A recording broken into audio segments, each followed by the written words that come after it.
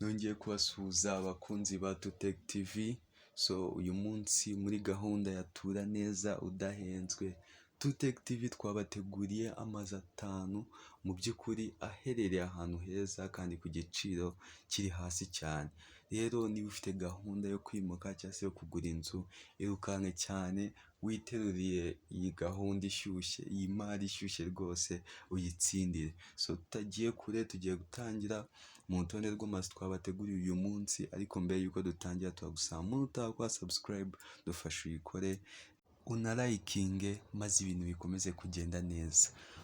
Iyi nzu rero murimo murareba iri muri taburo yanyu iherereye i Masaka, iragurishwa miliyoni 20 zonyine, ikaba ifite ibyumba 3, salo na salamanje, tuwarete 2 zirimo imbere, ukegukana imari yawe.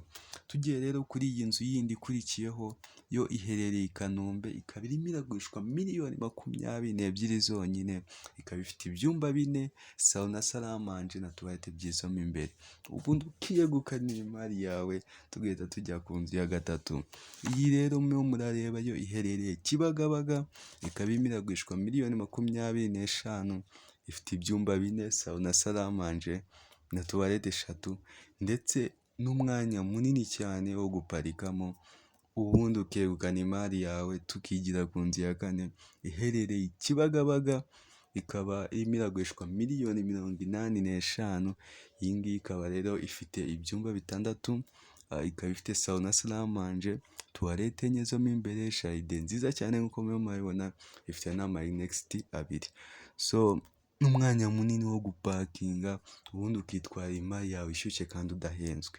So tugiye ku mwanya wa 5, iyi nzu iherereye Kabeza, irimo iragurishwa miliyoni 30. Harimo ni igipangu gifite amazu 2, buri nzu igiye ifite ibyumba 2, salo na salamanje, jaride ndetse na parikingi yagutse. Aya yari amazu 5 adahenze kandi aherereye ahantu heza.